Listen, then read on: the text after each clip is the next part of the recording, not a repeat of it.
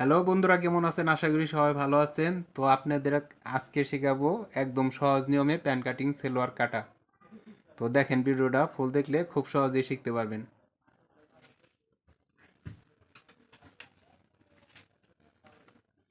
এখানে আপনার 2 গজ 4 গিরা কাপড় আছে। আপনার ডাবল ভাঁজ করে নেবেন, খোলা সাইডটা সামনে রাখবেন। তারপর এখানে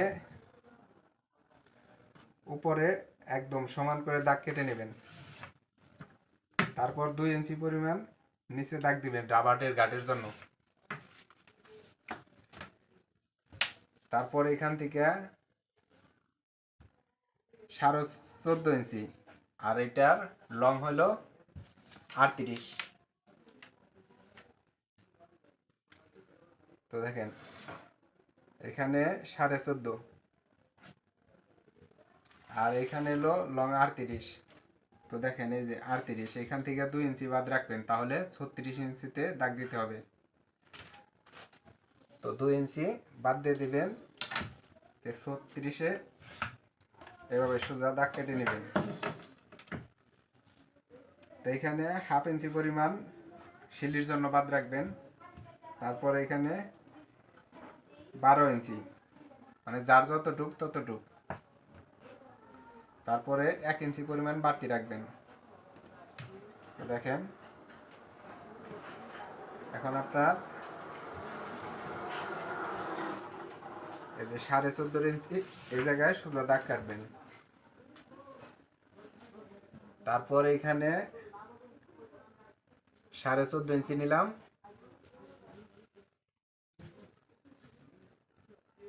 এখানে 14.5 ইঞ্চি। তো দেখেন এখানে সোজা দাগ কাটিয়ে নেবেন।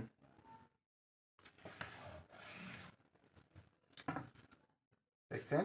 এখন এইখান থেকে ওই যে নিচের যে দাগটা, এই যে বাড়তি, এই যে 1/2 ইঞ্চি বাড়তি রাখছি, ওইখান থেকে এইভাবে সোজা দাগ কেটে নেবেন স্কেল দিয়ে। তো দাগ কাটা হয়ে গেল।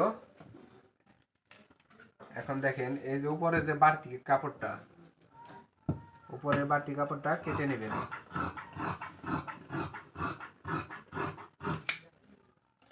তারপর এখান থেকে এই দাগ দিয়ে এখানে আপনার একটা কাজ করতে পারেন, এখানে আপনার এইভাবে চক দিয়ে দাগ কেটে নেবেন।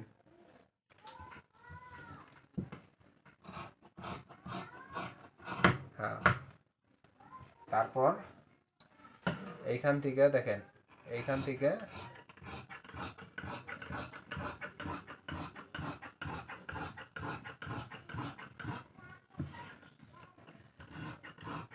এই যে 38 লম্বা 36 ইঞ্চিতে আমরা কেটে নিলাম। তো এই যে নিচে যে প্যান কাটিং এর নিচে যে আপনার 2 ইঞ্চি পরিমাণ কাপড় লাগে, এই সেই কাপড়টা এখান থেকে নেবেন।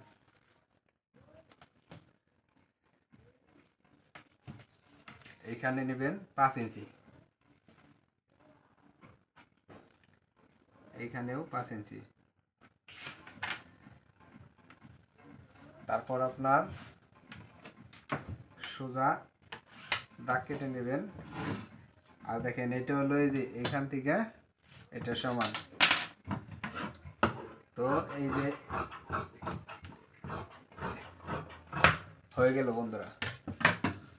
তো যাদের বুঝতে সমস্যা হবে অবশ্যই কমেন্টে জানাবেন। ধন্যবাদ, সবাই ভালো থাকবেন।